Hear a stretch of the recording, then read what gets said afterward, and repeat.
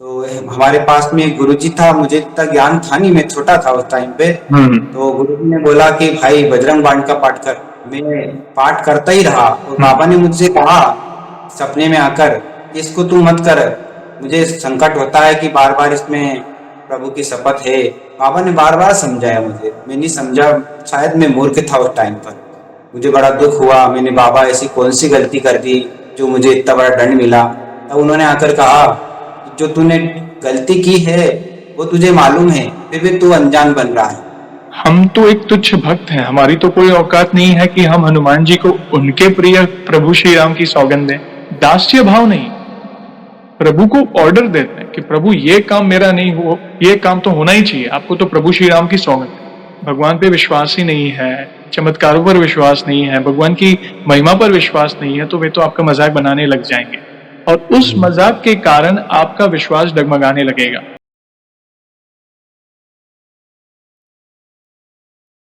जय श्री राम दोस्तों, कैसे हो आप? हमारी चैनल में आप सभी का स्वागत है। मैं हूं आपका दोस्त जयेश वाघेला, फाउंडर ऑफ धार्मिकस्टोरी.com एंड सीक्रेट मिस्ट्रीज।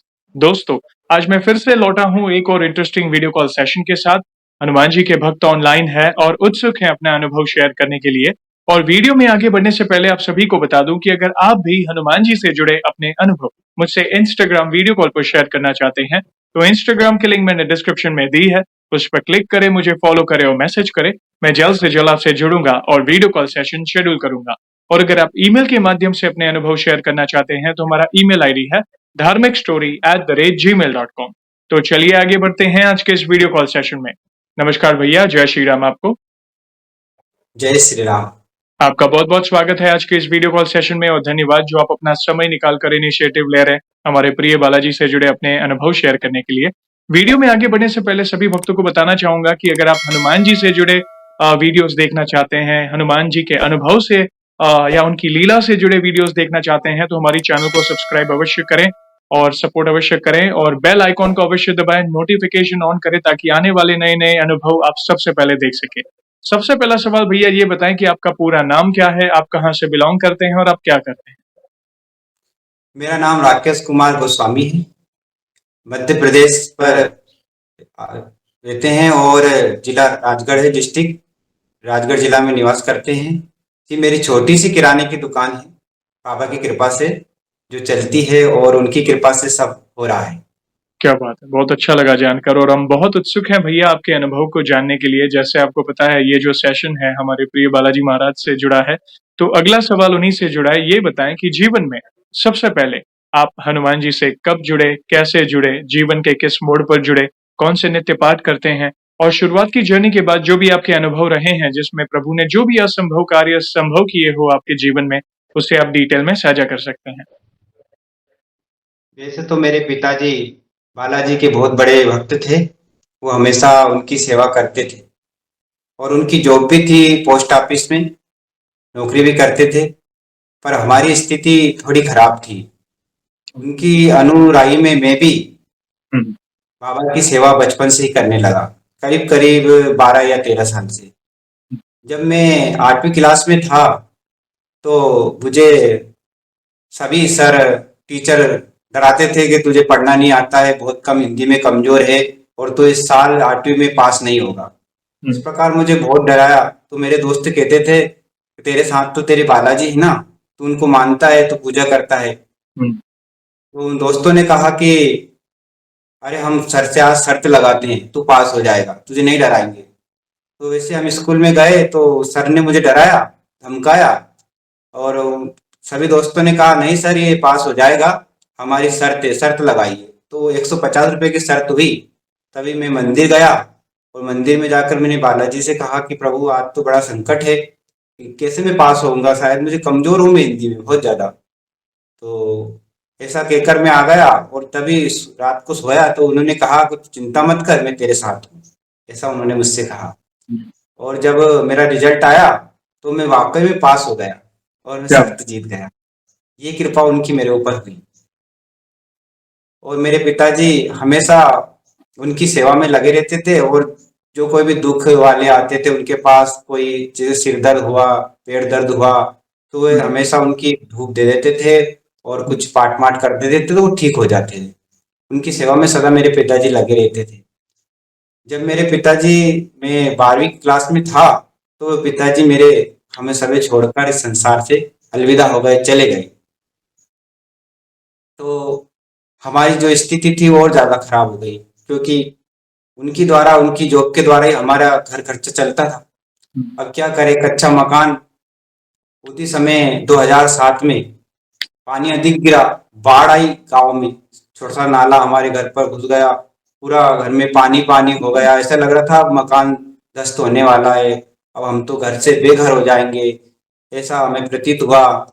बड़ा दुख हुआ, अब क्या करें, सब कपड़े मपड़े जो भी घर का सामान था सब खराब हो गया। हम बड़ी स्थिति में खराब हो गई हमारी। और उसी समय हमारी जो सिस्टर थी इस पानी की वजह से ज्यादा बीमार हो गई, अधिक बीमार हो गई। तो क्या, उनको हमने हॉस्पिटल में भर्ती किया तो हमारे पास पैसे भी नहीं थे, हमने पैसे उधर से इधर से मांगे, क्या करें। हम मैं बालाजी के पास गया, प्रभु अब क्या करें, आपके अलावा हमारा कोई नहीं है। उन्होंने कहा कि तू चिंता मत कर, अब मैं तेरे साथ हूँ, अब जा, अब तेरी सिस्टर ठीक हो जाएगी।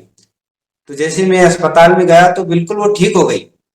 डॉक्टर बोल रहे हैं कि बहुत ज्यादा खर्चा आएगा, वो जरा सी एक गोली में ठीक हो गई और हम उसको घर ले आए। इस स्थिति ऐसी बहुत सारी हमारी खराब हुई। तभी हमारा छोटा भतीजा था, वो भी बहुत ज्यादा बीमार हो गया इस पानी की वजह से। तो हमने उसको ज्यादा बड़े अस्पताल में भर्ती किया।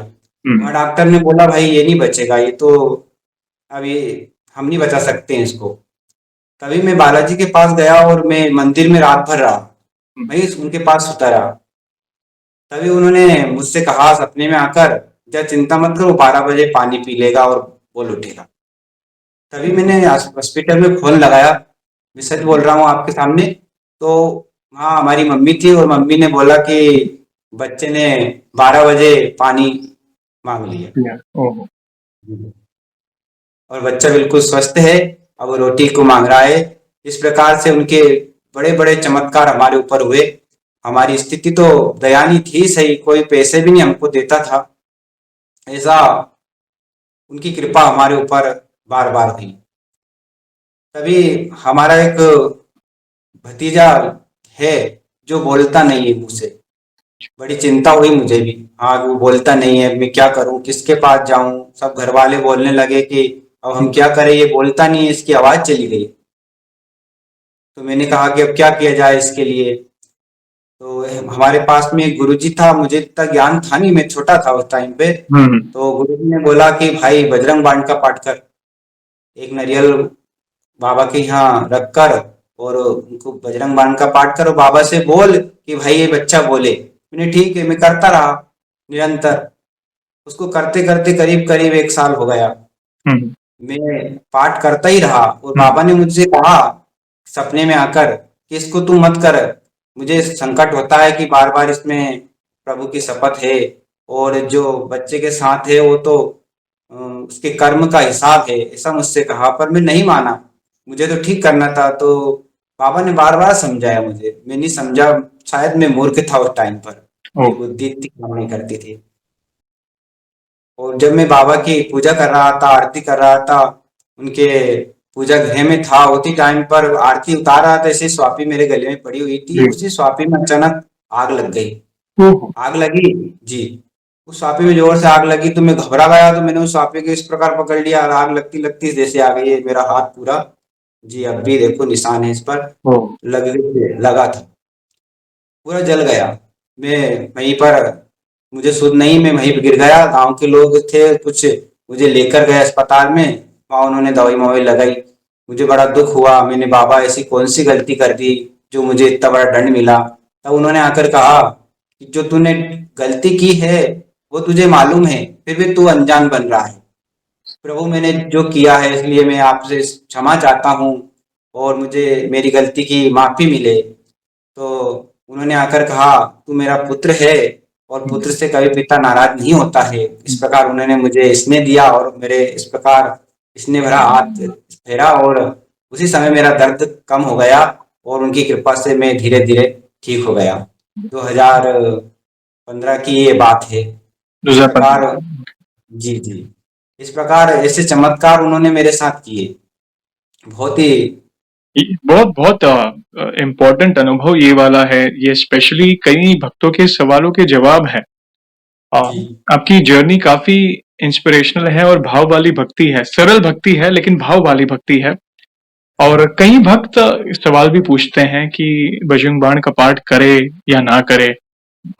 यूट्यूब पे अथवा बाहर सोशल मीडिया पे कई कई लोग कहते हैं कि करना चाहिए, तो कोई कहता है कि नहीं करना चाहिए। ऐसे दो दो विचार होते हैं, लाइक गुरुजनों के अथवा भक्तों के। अगर आप मेरे विचार पूछे, मेरा भाव ये है कि अ, अगर स्थिति, जैसे ये पूज्य धीरेन्द्र शास्त्री जी ने भी कहा था कि भाई आईसीयू वाली स्थिति हो, जहां पे मतलब कोई रास्ता ही ना हो। ऐसा नहीं है नहीं कर सकते, आप कर सकते हैं उस स्थिति में। लेकिन देखिए, हम तो एक तुच्छ भक्त हैं, हमारी तो कोई औकात नहीं है कि हम हनुमान जी को उनके प्रिय प्रभु श्री राम की सौगंध दें। ठीक है, जी वो जी भी इस संसार की माया में हम बंधे हैं। हाँ, जी अगर मजबूरन कोई इतना बड़ा संकट आ गया है जिसमें आपको कोई रास्ता मिल ही नहीं रहा है, आपने सारे प्रयास कर लिए हैं और आखिरी रास्ता अगर बजरंग बाण है, तो पहली बात तो प्रभु से क्षमा मांगे कि प्रभु मैं तो तुच्छ भक्त हूँ, अधम हूँ, कोई रास्ता नहीं मिल रहा है, मैं असमर्थ हूँ। आप तो जी सर्वसमर्थ हैं।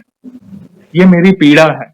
जो भी आपने पीड़ा, आप जो भी संकट है वो प्रभु से कहें और क्षमा मांगकर दास्य भाव रख के कहें कि प्रभु मेरी तो क्या औकात है कि मैं आपको प्रभु श्री राम की सौगंध दूं, मगर ये पाठ मैं श्रद्धा से कर रहा हूँ, ये श्रद्धा से कर रहा हूँ, उसे स्वीकारिएगा।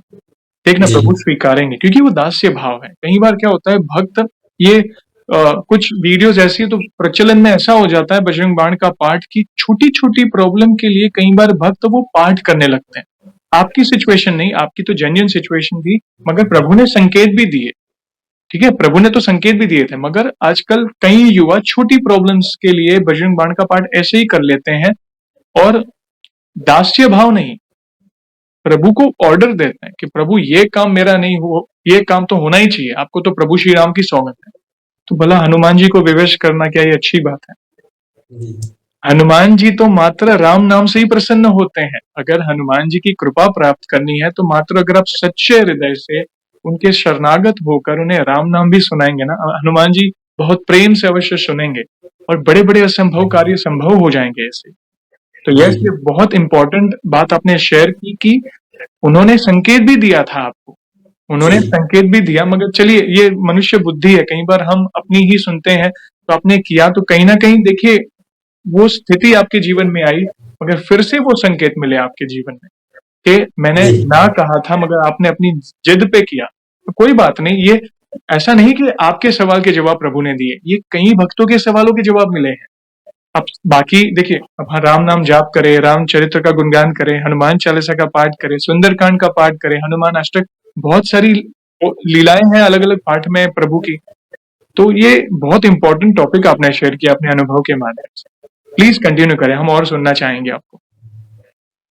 उसके बाद मेरा तो हाथ जल गया था, मुझसे कुछ काम भी नहीं होता था।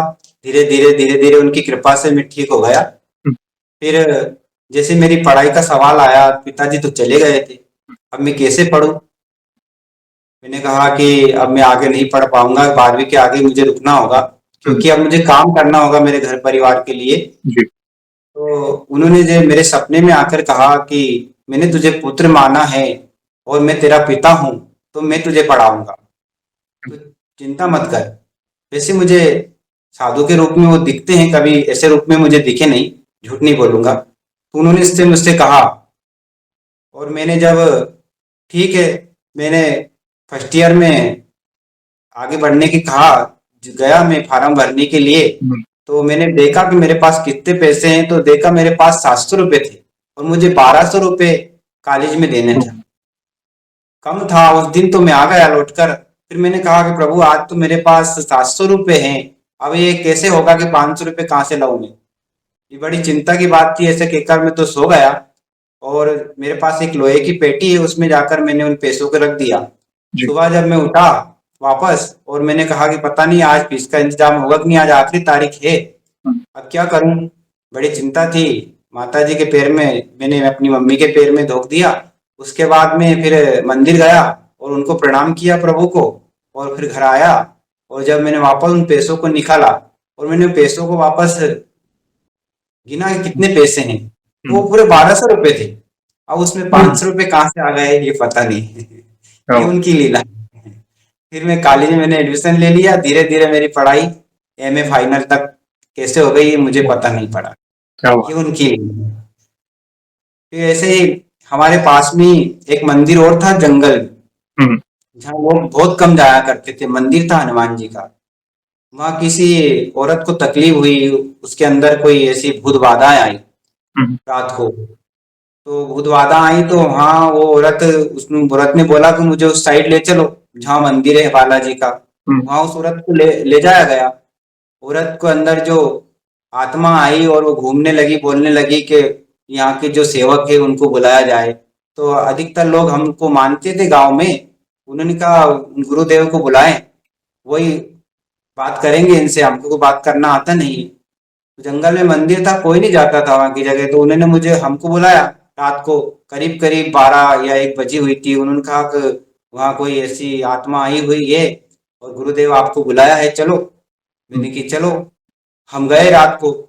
तो मंदिर तो वैसा ही था, पत्ते मत्ते बहुत सारे, कंकर ऐसे हो रहा था वहां की जगह। तो वो घूम बोली औरत कि मैं बाबा की शरण में आई हूँ, और सेवक तू बता कि अब मैं इसको छोड़कर जाऊंगी कि यहाँ व्यवस्था करो, यहाँ बाबा की सेवा नहीं हो रही है, सेवा करो, ऐसा उन्होंने बोला। तो जी, हमने कहा हम बाबा की सेवा बिल्कुल करेंगे, पर आप जो इनके शरीर में इनको आप छोड़ दो। तो हम्म, उन्होंने बोला मैं बात आज के बाद छोड़ जाऊंगी, कुछ यहाँ दान पुण्य कीजिए, इनसे बोलो। तो उन्होंने कुछ दान पुण्य किया कि मैं यहाँ व्यवस्था करूंगा। ऐसा उन औरत के शरीर में जो आया वो चली गया। और इसके बाद में वहाँ लोगों का आना जाना हो गया, साफ सफाई, और मैं बाबा की सेवा में निरंतर हो गया, क्योंकि बाबा ने मुझे वहाँ बुलाया था। जी, तो सेवा करने लगा। वहाँ लोगों का आना जाना हो गया, सब आते थे। जब मैं घर पर सोता था तो बाबा मेरे सपने में कभी कभी आ जाते थे। तो मैं जोर जोर से जय बोलने लगता था, बाबा ओह, की जय, बाबा की जय। अच्छा, घर वाले बोलते थे क्या हुआ, उनको सुनाता था कि भाई ये जय क्यों बोल रहा हम्म, है। मम्मी ने बोला भाई क्या हुआ है, तू जय क्यों बोल रहा है। पता नहीं मुझे क्या हुआ, बाबा की ऐसी कृपा हुई। तो कुछ ऐसे अनुभव है कि जो बाबा की वह धाम है, बाग वाला धाम सरकार, वहाँ बहुत सारे लोग आते हैं, और उनकी ऐसी कृपा हुई कि धीरे धीरे जो हमारा कच्चा मकान था जी, उनकी कृपा से पक्का हो गया। क्या बात? और सभी मेरे जैसे रिश्तेदार हमारे, वो बोलते थे भाई तुम कोई काम तो करते नहीं हो, पूजा करते हो, कैसे आपकी शादी होगी। ओह, मैंने जैसी बाबा की इच्छा, अब हम्म, शादी करना नहीं करना उनकी इच्छा है। बिल्कुल। तो उनकी ऐसी कृपा हुई, उन्होंने मुझे एक छोटी सी दुकान दी। और उन्होंने मुझसे कहा था भी सही कि भाई 3 साल लगेंगे तुझे, नौकरी तो तुझे दूंगा नहीं, क्योंकि मेरी सेवा में तुझे रखना है। और मेरी सेवा अगर नौकरी दे दूंगा तो कौन मेरी सेवा करेगा, तू तो चला जाएगा। इसलिए अब मैं तुझे एक छोटी सी ऐसी चीज दे दूंगा जिससे तेरा और तेरे परिवार का गुजारा होता रहेगा। उन्होंने मुझे एक छोटी सी दुकान दी। आप सच मानिए, गरीब स्थिति थी हमारी, छोटी सी दुकान से ही एक बड़ी दुकान हो गई कब, और हमें पता नहीं पड़ा। ये उनकी कृपा है। ऐसी ऐसे चमत्कार उन्होंने हमारे साथ किए, परिवार के साथ सभी को उन्होंने सुखी रखा और बड़ी दुकान कर दी। और आज सब कुछ उनकी कृपा से सब कुछ ओह, है, उन्होंने हमको दिया। और उन्होंने कहा कि मैं सदा तेरे साथ हूँ, जो तू क्या मांगेगा मैं तुझे देने के लिए तैयार हूँ तेरे। और ऐसे छोटे छोटे चमत्कार मेरे साथ हुए। जे एक समय में मंदिर पर ही सोया हुआ था। हम्म, तो मंदिर पर सोया हुआ था, तो वहीं पर सुता सोया हुआ थे सभी और भी भक्त लोग सोए थे। हम्म, तो वहां मुझे एक ऐसा सपना आया। वैसे मेरी आंख खुली हुई थी, ऐसे लग रहा था कि सपने के समान। जी, कोई जी 4 ऐसे जने आए वहां, कोई आत्माएं। तो उन्होंने मुझे घेर लिया चारों तरफ से, और हम्म, मुझसे बोले कि अब बता तेरा बाबा कहाँ गया, अब हम तुझे हम्म, नहीं छोड़ेंगे, हमें तू बहुत सताता है। मैंने कहा मैंने तो किसी को नहीं सताया, बाबा जाने आप जाने। ऐसा उन्होंने, और मुझे चारों तरफ से घेर लिया, और वो पैरों में चप्पल पहनकर मंदिर में अंदर प्रवेश किया उन्होंने। जी, मेरे पास एक चिमटा था बाबा का, तो मैंने जैसे उस चिमटे को उठाया, मैंने कहा अब मैं तुम्हें अंदर नहीं आने दूंगा। मैंने उनको मारने के लिए दौड़ा, तो वो भाग तो गए, पर उनमें से एक व्यक्ति ने मेरे ऊपर ऐसा करने की सोचा मुझे मारने के लिए। मैंने कहा हम्म, बाबा अब तो ये मुझे मार देंगे, अब हम्म, ऐसा लग रहा है कि अब मैं नहीं बचूंगा। हम्म, जैसे उन्होंने दबा लिया मुझको। अब मैं सुता था और उनका नाम पुकार रहा था। तो आप सच मानिए ये मेरी जिंदगी का पहला अनुभव या दर्शन कुछ भी मानिए आप, एक चरित्र या लीला उनकी, छोटी सी उनकी मूर्ति थी, उसी मूर्ति में उन्होंने अद्भुत दर्शन बनाए। आंखें खोली अपनी, हाथ में गदा था उनके, लंबी सी पूंछ थी, और उन्होंने मुझसे कहा कि अब तू डर मती, मैं आ गया हूँ, अब तुझे कोई नहीं सताएगा। और जैसे उन्होंने ऐसी आंख खोली, वो सभी वहां से भाग गए, जो भी बिल्कुल निशाचर पेचयास थे सब भाग गए। ऐसी उन्होंने अद्भुत लीलाएं मेरे साथ की, और आंख खोली और मुझसे कहा कि अब तू डर मती, मैं तेरे साथ हूँ, मैं आ गया हूँ, अब तुझे कोई नहीं सताएगा। इस सही प्रकार उनकी लीला अद्भुत हुई, और जैसे मेरी आंख खुली तो वहां कोई नहीं था। होगा भी नहीं, क्योंकि कहते हैं ना, भूत पिशाच निकट नहीं आवे, महावीर जब नाम सुनावे। और आप तो उनकी जी। छत्र छाया में हैं, और हम्म। वे हर कदम पर आपके साथ हैं। अगर प्रभु आपके साथ है तो भला कोई नेगेटिविटी आपका बाल कैसे बांका कर पाएगी? कोसों दूर रहेगी। अगर कहीं ना कहीं स्वप्न के माध्यम से अगर आपको वो परेशान करने आ रही है, तो आपने देख लिया प्रभु ने कैसी लीला रची। ये जी। बहुत अद्भुत अनुभव, ये भी इसके पहले वाला भी अनुभव, जहाँ पे अगर कोई भक्त अपना जीवन समर्पित कर देता है प्रभु के चरणों में, तो संभालने वाले प्रभु हैं।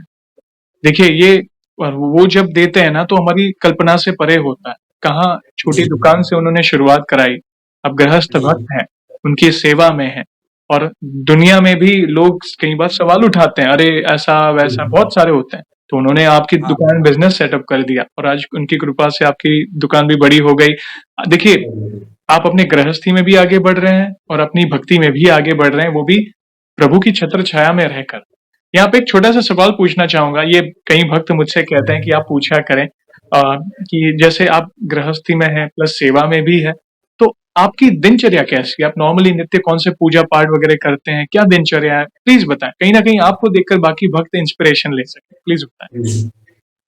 जब मैं सवेरे पहले उठता हूँ तो 5 बजे उठ जाता हूँ, जी। नहा धोकर स्नान कर कर।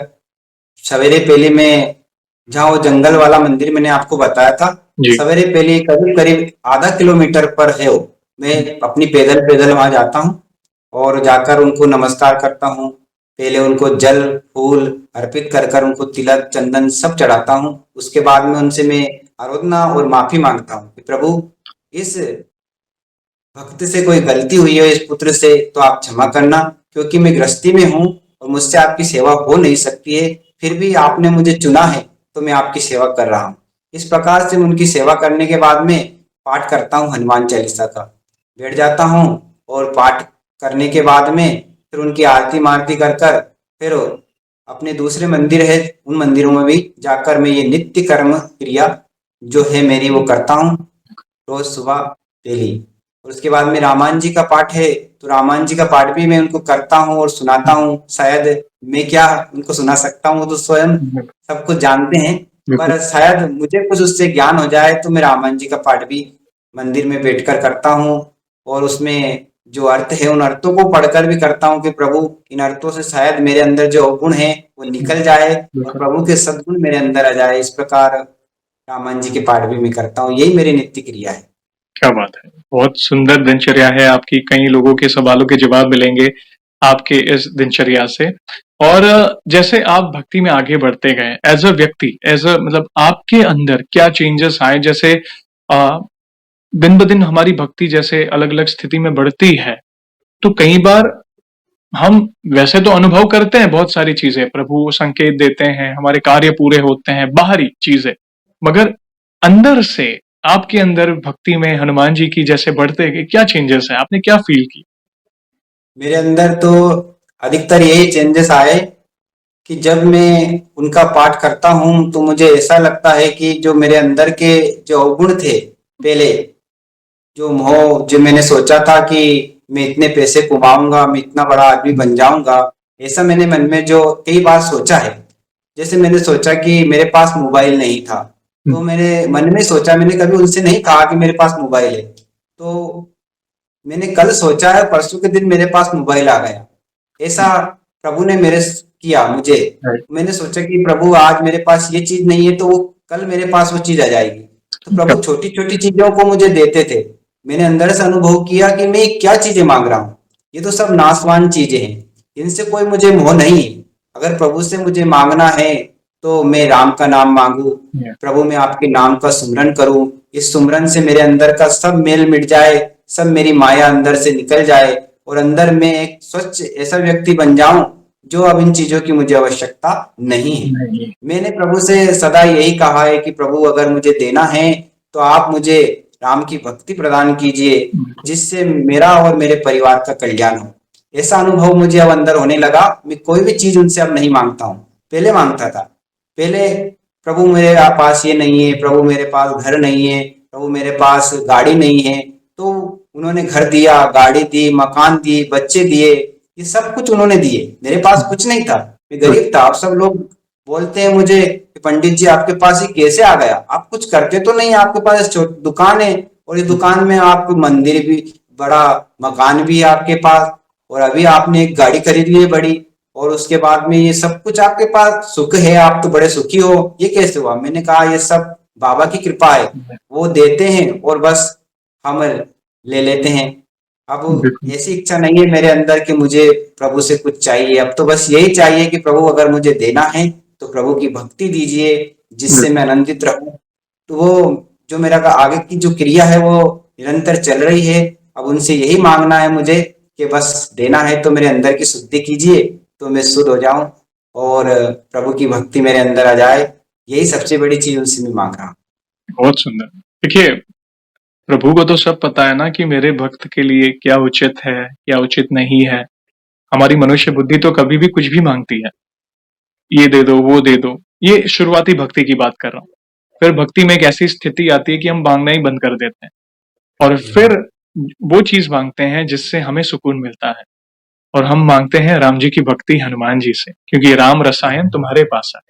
तो वे आपको रति प्रदान करते हैं राम जी की। अभी आप अपने अंदर आप खुद सोचिए कि एग्जाम्पल, आप अपने आप को एनालाइज करें कि मैं 10 साल 15 साल पहले अंदर मेरे भाव कैसे थे और आज 2025 में भाव कैसे हैं। आप खुद फील करोगे कि जमीन आसमान का फर्क होगा कि नहीं, पहले मैं भक्ति करता था मगर आज जो स्थिति है वो अलग है। अभी जी जो जी। समर्पण है वो अलग है, क्योंकि शुरुआती भक्ति में हम कुछ ना कुछ मांगने जाते हैं। भाई ये दे दो, जैसे आपने कहा ना कि भाई मैं बहुत पैसे वाला बनना चाहता था, मेरा बिजनेस ये हो, या बड़ी जॉब लग जाए, कि ये करूं वो करूं। ठीक है, वो संसार है, पैसे भी जरूरी है गृहस्थी चलाने के लिए, मगर अभी स्थिति ऐसी है कि अब राम भक्ति मांग रहे हैं, क्योंकि जीवन की जी दौड़ हाँ। उन्हीं को दे दी है और मेरे लिए जो उचित होगा वो प्रभु कर रहे हैं। आपको जो दे रहे हैं वो आपकी कल्पना से परे दे रहे हैं। जो आपके आपने गरीबी के दिन आपने देखे हैं, आपके पिताजी जी दुख हुआ जान करके आपको जल्दी छोड़कर गए, तो सारी जिम्मेदारी ऊपर आना एक साथ, पैसे की कमी, कॉलेज की फीस भरने के लिए पैसों की कमी, तो ये हर स्थिति में आपके लिए सारी व्यवस्था होती गई, वो आपको पता ही नहीं चला कि सारी व्यवस्था कैसी हो रही है, कहाँ से हो रही है। तो ये उनकी कृपा है। ये जब कृपा होती है तब जाके ऐसी व्यवस्था होती है। Please ji. प्लीज कंटिन्यू करें, हम और सुनना चाहेंगे, और कोई अनुभव तो प्लीज शेयर जैसे अभी वो मंदिर है ना, जो जंगल में मंदिर है, वहाँ अद्भुत चमत्कार होते हैं। करें। उस मंदिर में ऐसे, जी, ऐसे लोग आते हैं जो अपने दुख लेकर आते हैं। एक व्यक्ति को पल्स पल्स था, बीमारी, उसको खून गिरता था। वो आया तो उसने बोला कि गुरुदेव मुझे खून गिरता है, मैं क्या करूं, इलाज भी बहुत करवा लिया, मैं बड़ा परेशान हूँ। मैंने कहा चिंता मत कीजिए, आप बाबा को समर्पित हो जाइए तो बाबा जरूर आपकी जो दुख है वो तकलीफ है जरूर दूर करेंगे। मैंने बताया उनको कि आप कंटिन्यूज हनुमान चालीसा का पाठ करो यहाँ बैठकर, और उनको एक दीपक लगाइए, उनको लाल फूल चढ़ाइए, इससे आपकी बीमारी को जरूर बाबा दूर करेंगे। तो उन भक्तों ने ऐसा ही किया और कंटिन्यूज मंदिर में जाने लगे, और मंदिर में जाकर उनको फूल चढ़ाया और हनुमान चालीसा पाठ कंटिन्यूज उनको किया, तो शायद अद्भुत चमत्कार उनके साथ हुआ। उनका जो पल्स जैसी बीमारी थी वो खत्म हो गई और वो बिल्कुल ठीक हो गए। तो बाबा की कृपा ऐसे और भक्तों के ऊपर भी हो रही है। वहाँ उस धाम पर बाबा ऐसे कृपा करते हैं सभी भक्तों के ऊपर। जैसे मेरे ऊपर भी उन्होंने बहुत सारी कृपा की है। मेरा एक दोस्त था, वो दोस्त ने बोला कि गुरुदेव मुझे बताइए कि मैं ऐसा कौन सा पाठ करूं कि जो बाबा मुझसे भी बात करे। मैंने कहा कि हनुमान चालीसा का पाठ है, नवरात्रि का टाइम था। उसने हनुमान चालीसा का पाठ किया तो उसने कहा कितना करना है गुरुदेव? मैंने कहा कि हर रोज 100 पाठ आपको करने हैं। उन्होंने कहा ठीक है, वो बैठ गए। हर रोज उन्होंने 100 पाठ किए। जब नवरात्रि पूरी हुई तो उनको कोई अनुभव नहीं हुआ। वो मेरे पास वापस आए और उन्होंने कहा कि गुरुदेव मुझे तो कोई हम्म, अनुभव नहीं हुआ, आपने वैसे ही पाठ बता दिए मुझे, वो मुझे तो ऐसा कोई अनुभव नहीं है। मैंने कहा आप ऐसा मत कीजिए, आपको जरूर अनुभव कुछ ना कुछ होगा, ऐसा मैंने उनसे बोला। वो गुस्से में हो गए और मुझसे बात भी नहीं करते थे और चले गए। मैंने कहा ठीक है। फिर दूसरे दिन आए, फिर बोले कि गुरुदेव मुझसे गलती हो गई, चलो हम्म, मैं आपकी फिर वापस करूंगा। तो मैंने कहा अपने मन में एक सेध भाव और प्रेम का भाव रखकर हम्म, कीजिए आप, आपको जरूर कुछ ना कुछ अनुभव होगा। उन्होंने वापस से 9 दिन तक पाठ किए, 100 पाठ। तो जब आखिरी दिन नवरात्रि का था, उस दिन हवन शांति मंदिर में हो रही थी, तो उनको एक प्रकाश जैसा नजर आया, मूर्ति में प्रकाश हम्म, जैसा नजर आया। और उसी दिन उन्होंने बोला मुझे, गुरुदेव मुझे मूर्ति में प्रकाश जैसा नजर आ रहा है। जी, और थोड़ी देर बाद बोलने लगे कि गुरुदेव मुझे तो बाबा सब जगह नजर आ रहे हैं, आप में भी, सब में ही नजर आने लगे। ऐसा उन्होंने मुझे बोला, ऐसा अनुभव उनको हुआ। और फिर बोलने लगे कि बाबा मुझसे बात करने लगे, कि बोलने लगे भाई मैं तुझसे बड़ा प्रसन्न हूँ, तू मांग, क्या मांगना चाहता है। ऐसा उन भाई ने बोला। तो मैंने कहा कि भाई थोड़ा जो अपनी जो स्थिति है, परिस्थिति है, जो प्रभु हमें दर्शन दे रहे हैं, आप किसी और से ना बोलो। पर शायद उस व्यक्ति को समझ में नहीं आया, उसने क्या किया, वो सबसे बोलने लगा, गांव में शहर में सभी से बोलने लगा। सब लोग उसकी मजाक उड़ाने लगे कि भाई ये पागल हो गया है, गुरुदेव ने उसको ऐसा बता दिया है तो शायद ये पागल हो गया है, बोलता है कि मुझे बाबा नजर आ रहा है। ऐसे सबसे बोला तो सब लोग उसको पागल कहने लगे। मैंने कहा भाई अब तो स्थिति बिगड़ गई है, सभी लोग तुझे पागल बोलने लगे, अब क्या किया जाए। मैंने बाबा से कहा कि बाबा अब आप ही इसको संवारना पड़ेगा, क्योंकि लोग इसको पागल कहने लगे, ऐसा बोलने लगे। हम्म, तो बाबा ने कहा कि ठीक है। तो बाबा ने उसको दर्शन देना बंद कर दिया और उसको बिल्कुल शांति दिमाग कर दिया। जब वो आता बोलता गुरुदेव अब मुझे दर्शन नहीं होते हैं, बाबा दर्शन नहीं देते। मैंने कहा भाई तूने सबको बोला, मैंने मना किया किसी से मत बोलो, ये जो बात है जो दर्शन है वो अपने हम्म, अंदर ही रखिए। और बाबा की जो निरंतर हनुमान चालीसा का पाठ है वो करते रहिए। पर उसने सबसे बोलने लगा, इसलिए बाबा ने उसको दर्शन देने बंद कर दिए। उसके बाद उसको कोई दर्शन नहीं हुए। धीरे धीरे वो उस चीज से दूर हो गया और वो मोह माया के में से लुप्त हो गया। तो इस मंदिर को छोड़कर ही भाग गया। तो कुछ ऐसे अनुभव है कि शायद वो बाबा के दर्शन उसको हुए और हम्म। बाद में ऐसा कुछ हुआ कि वो मंदिर को छोड़कर भाग गया। तो ऐसे कुछ भक्त हैं, पता नहीं उसे ऐसा क्या हुआ। तो ये इसका प्रभु यही की ऐसी देखिए, कृपा इसका हो। कारण ये है कि कई बार प्रभु की कृपा तो होती है, मगर कई बार उस भक्ति का कई भक्त दिखावा बहुत हो जाता है, दिखावा करते हैं। कुछ चीजें गुप्त रखनी आवश्यक है। देखिए, जी क्योंकि ये दुनिया, सभी लोग उस पर विश्वास नहीं करेंगे। अगर अनुभव शेयर करने हैं या सत्संग करना है, तो भक्त जो समझते हैं उनके साथ करें, वो इस चीज की महिमा जानते हैं। जैसे आप हनुमान जी के बारे में बात कर रहे हैं, उनके चमत्कारों के बारे में बात कर रहे हैं, तो यस, मैं विश्वास कर सकता हूँ क्योंकि मैंने ये अनुभव किया है। और जो भी भक्त आज देख रहा है, उन्होंने अगर अनुभव किया है तो वे विश्वास करेंगे, नहीं, बजरंग बली असंभव को संभव करते हैं। लेकिन अगर आप उन लोगों को बताओगे जिसको भगवान पे विश्वास ही नहीं है, चमत्कारों पर विश्वास नहीं है, भगवान की महिमा पर विश्वास नहीं है, तो वे तो आपका मजाक बनाने लग जाएंगे। और उस जी मजाक के कारण आपका विश्वास डगमगाने लगेगा। उस जो एक विश्वास होता है ना, वो अंदर से लगेगा कि अरे ये क्या हो रहा है। क्योंकि मनुष्य बुद्धि है, ये सुबह अलग होती है, शाम को अलग होती है। ये मनुष्य बुद्धि है। तर्क वितर्क बहुत सारी चीजें हैं समाज में जो आपको भटकाने की कोशिश करेंगे। तो जी यस, ऐसा नहीं है अनुभव शेयर नहीं करते, हम कर सकते हैं, मगर ऐसे अनुभव शेयर करें जिससे किसी को प्रभु भक्ति की प्रेरणा मिले कि देखो मेरे जीवन में मैं संकट में था, तो इस तरह मैंने हनुमान चालीसा के पाठ किए, मैं मंदिर गया था तो मैंने ये अनुष्ठान लिया, मैंने संकल्प लिया, तो मेरे जीवन में ये परिवर्तन आए। तो इसमें कोई प्रॉब्लम नहीं। कि क्या पता आपका अनुभव देखकर कोई अगर हनुमान जी की शरण में जा रहा है या राम जी का नाम लेना शुरू कर रहा है, तो ये भी तो पुण्य का कार्य है। कौन सी जी चीजें बहुत ज्यादा गुप्त होती है, जैसे गुप्त मंत्र हो या प्रभु ने उस तरह दर्शन दिए हो जो हमें किसी को वैसी चीज आप ना कहें। बाकी अपने अनुभव, ऐसे अनुभव जिससे लोगों को मोटिवेशन मिले भक्ति के मार्ग पर, तो आप बिल्कुल शेयर कर सकते हैं, कोई दिक्कत नहीं है उसमें। एक आध अनुभव और शेयर करना चाहें तो भैया आप कर सकते हैं, प्लीज, हम सुनना चाहें। जब गुप्त नवरात्रि आए तो मैंने संकल्प लिया कि प्रभु मैं 100 पाठ हनुमान चालीसा का करूंगा। तो मैंने संकल्प किया और प्रभु से संकल्प छोड़ा कि अब की बार मुझे आप दर्शन जरूर देंगे, क्योंकि अब बहुत दिन हो चुके हैं आपके दर्शन करने के लिए। हम्म। तो जैसे नवरात्रि आए, मैंने उनको दीपक लगाया, फूल चढ़ाया और उनको पंचमेवा का भोग भी लगाया प्रभु को, और आसन बिठाकर बैठ गया और हनुमान चालीसा का पाठ करने लगा। तो मैंने 100 पाठ का संकल्प लिया था, हर नवरात्रि में मैं 100 पाठ करूंगा। तो धीरे धीरे नवरात्रि व्यतीत हुई, 9वां दिन आया, आखिरी दिन था। उस दिन मैंने छोटी सी हवन भी की मंदिर में। हम्म। हवन करने के बाद में सब समाप्त हुआ, रात की 12 बजे हुई थी। अब मैंने प्रभु से कहा कि प्रभु, अब अगर आप मुझसे प्रसन्न हैं तो आपके कंधे पर जो फूल रखे हैं वो मुझे दे दीजिए। जी।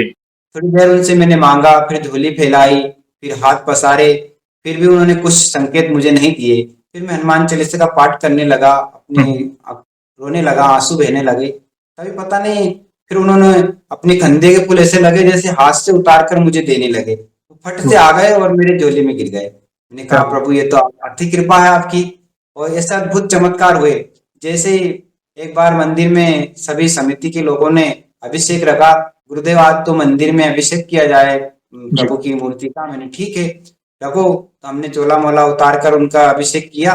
अभिषेक कर रहे थे तो तभी मैं हनुमान चालीसा का पाठ कर रहा था, तो एक अद्भुत ऐसी ऊर्जा मेरे अंदर हुई कि ये जो मेरे रुए हैं वो खड़े होने लगे, और जी। उसके बाद मूर्ति में अद्भुत रूप में नजर आने लगा। ऐसा लगा कि वो स्वयं मेरे मुझे दर्शन देने लगे, वो अभी मेरे रूम में से खड़े होने लगे। तो ऐसे रूम खड़े हुए मेरे, और मुझे अद्भुत हम्म। चमत्कार हुआ। मैंने तभी मेरी आंखों से आंसू बहने लगे। मुझे ऐसा लगा कि शायद मेरे प्रभु यहाँ आए थे और बढ़िया। कुछ क्षण के लिए और चले गए।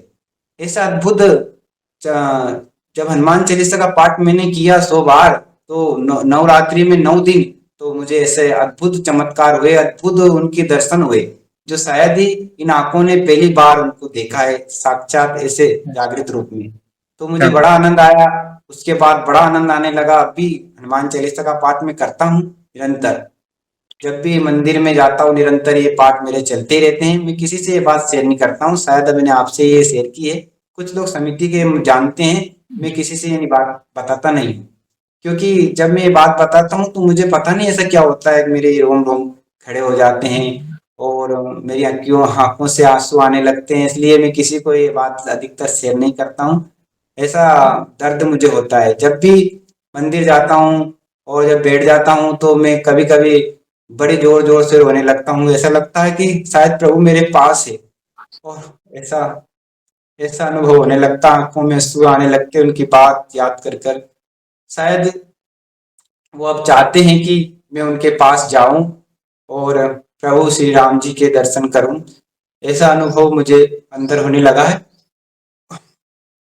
शायद ही अब प्रभु के बारे में क्या आपको बताऊं, उनकी अद्भुत लीलाएं मेरे साथ हो रही है। और ऐसा प्रभु मेरे साथ मुझे दर्शन देते हैं और अद्भुत लीलाएं मेरे साथ करते हैं। आप अपने आप को भाग्यशाली समझ सकते हैं भैया कि प्रभु ऐसा समझिए साईं की तरह आपके साथ है। और जी रोंगटे खड़े होना, आंखों में प्रेमाश्रु आना, तो बस ऐसा समझिए वे आपके आसपास ही है। वो दिव्य शक्ति अदृश्य रूप में आपके पास है। होता है कई बार हम पाठ कर रहे हैं या सडनली रोंगटे खड़े होना या एक अलग तरंग महसूस करना शरीर में, तो ये उनकी कृपा है। ये वे आपके आस-पास हैं, मतलब वो महसूस करा रहे हैं आपको कि चिंता ना करो, मैं साथ हूँ आपके। तो वो जी आश्वासित कर रहे हैं आपको। तो ये अनुभूति होना, और धन्यवाद हमें बताने के लिए, क्योंकि कई भक्त ये चीज़ अनुभव करते हैं। मात्र घर के मंदिर में बैठकर भी अगर हम धूप दीप आदि करके आँख बंद करके राम नाम का जाप भी करें ना, तो वो उपस्थिति महसूस करते हैं। हमें लगता है कि हमारे आस-पास कोई है। तो जी ये उनकी लीला है, उनकी महिमा का गुणगान तो भई हम क्या सनकादिक ब्रह्मादि मुनीसा नारद सारद सहित ऐसा हजारों मुख से भी उनकी महिमा हम नहीं गा सकते। हम तो तुच्छ जी मनुष्य हैं। जो भी हम अनुभव के माध्यम से जानते हैं, बस कहीं न कहीं इसी अनुभव से कई लोगों के जीवन में परिवर्तन आता है। तो धन्यवाद भैया, बहुत ही सुंदर-सुंदर अनुभव आपने शेयर किए। आगे बढ़ने से पहले एक सवाल पूछना चाहूँगा। जैसे आज जी हमने आपके अनुभव सुने, बहुत भावपूर्ण अनुभव आपके सुने, वैसे ही आपने हमारी चैनल में भी बाकी भक्तों के अनुभव सुने होंगे। तो वैसे आप जी। हमारी वीडियोज़ कब से देख रहे हैं और बाकी भक्तों के अनुभव देखकर, सुनकर, जानकर आपको क्या प्रेरणा मिली? आप अपने भाव अपने शब्दों में बता सकते हैं। आपका जो वीडियो है, मेरे मेरे पास पहली बार ये 2000 दो साल पहले आया था। मैंने 2 साल। देखा था आपके जी इंस्टाग्राम पर भी देखा था आपको और यूट्यूब पे भी देखा था। बहुत सारे भक्त आप उनका अनुभव शेयर करते हैं। देखकर बड़ा आनंद हुआ। हर बार आपकी वीडियो देखता हूँ, उनकी बातों को सुनता हूँ, बड़ा आनंद आता है कि उनके साथ भी ऐसी चमत्कार जैसी घटनाएं होती है और प्रभु उनके साथ भी साया जैसे हैं। और उनको देखकर हमें शिक्षा भी मिलती है कि आप बताते भी हो बहुत सारी बातें कि ऐसे पाठ किया करो, ऐसे कुछ चौपाइयाँ भी बताते हो, उनको हम बड़े ध्यान से सुनते हैं और उनको भी प्रभु के साथ मंदिर में जाकर करते हैं। इस प्रकार आपकी वीडियो से बड़ा अच्छा अनुभव हमें प्राप्त हुआ और जो भक्त बारे में वो बताते हैं उनके बारे में उनका भी सुनकर हमें बड़ा आनंद आता है, बड़ा ही आनंद मिलता है। धन्यवाद भैया, थैंक यू। कराने वाले प्रभु हैं, हम सब भक्त एक ही परिवार के हैं। राम नाम के डोर में बंधे हुए हैं और हनुमान जी की शरण में। हम एक दूसरे के अनुभव देखकर, हर अनुभव में आप देखोगे, हर अनुभव में कुछ ना कुछ नया सीखने मिलता है। तो जब आपका अनुभव भी आएगा, कहीं ना कहीं किसी भक्त के सवालों के जवाब मिलेंगे और वे भी हनुमान जी की शरण में जाएंगे। कोई संकल्प के बारे में जानता है तो कोई 100 हनुमान चालीसा के बारे में, कोई अर्जी के बारे में तो कोई दीपमाला के बारे में। तो बस हमारा यही उद्देश्य है कि घर घर तक राम नाम पहुंचे, हनुमान जी की बहुत भक्ति पहुंचे। तो आप सभी भक्तों का धन्यवाद जो घर घर से जुड़ रहे हैं उसके लिए। और इन फ्यूचर में भी ऐसी कोई भी अनुभूति हो, आपको तो होगी क्योंकि आप निकट हैं इतने प्रभु के, तो हमसे अवश्य जुड़िएगा। हम फिर से आपको इनवाइट करेंगे और आपके अनुभव को भक्तों तक फिर से पहुंचाएंगे। और जाने से पहले एक आखिरी सवाल पूछना चाहूंगा। वैसे तो देखिए हमारे पास इतना सामर्थ्य तो नहीं है, मगर फिर भी एक आध दो लाइन में अगर आप हनुमान जी का बखान करना चाहें तो किस तरह करना चाहेंगे आप? जी, मैं उनकी एक बहुत अच्छी चौपाई है जो हमेशा मंदिर में गाता हूँ और सभी को बताना भी चाहता हूँ। मुझे मेरे गुरुदेव ने बताई थी ये चौपाई कि ये चौपाई जब भी आप मंदिर में जाओ तो इन चौपाई को 3 बार बोलो और 3 बार बोलने के बाद आप जो भी कामना करेंगे तो प्रभु जरूर आपकी कामनाओं को पूरा करेंगे। तो प्रभु वो चौपाई, एक तो चौपाई है नाशे रोग हरे सब पीरा जपत निरंतर हनुमत बीरा। इस चौपाई को आपको 3 बार बोलना है। उसके बाद में दीन दयाल विरस संबारी हरऊ नाथ मम संकट भारी। जो भी आपके ऊपर संकट है, जो भी आपकी बीमारी है, वो प्रभु पल में हर लेंगे। इस चौपाई को आपको हाथ जोड़कर बोलना है नाशे रोग हरे सब पीरा जपत निरंतर हनुमत बीरा। नासे रोग हरे सब पीरा जपत निरंतर हनुमत बीरा।